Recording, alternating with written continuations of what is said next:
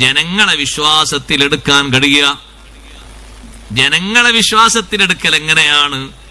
വഹുവ അല്ലാ യശ്ബഅ വജാറുഹു വസ്വാഹിബുഹു ജാഇഅൻ.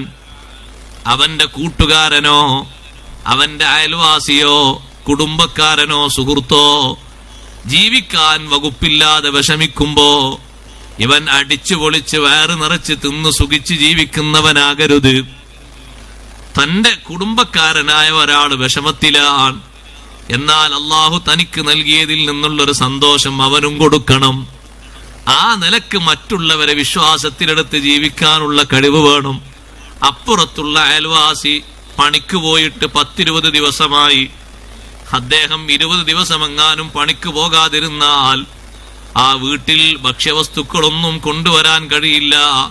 കുടുംബനാഥനായിട്ടൊരാൾ മാത്രമേ ഉള്ളൂ. നീ അവിടെ പോയി ഒന്ന് അന്വേഷിക്കണം എങ്ങനെയാ ചെലവ് മുന്നോട്ട് പോകുന്നത്. അപ്പൊ കഴിഞ്ഞ ഒരാഴ്ച ഭക്ഷണം കഴിക്കാനുള്ള വകുപ്പ് ഒരു കൂട്ടരിവിടെ കൊണ്ടുവന്നിരുന്നു. ഇന്നലെന്താ കഴിച്ചത്? അപ്പൊ ആ വീട്ടിലെ ഉമ്മ പറഞ്ഞു, കുറച്ച് പച്ചക്കറി ഉണ്ടായിരുന്നത് വേവിച്ച് കഴിച്ചു.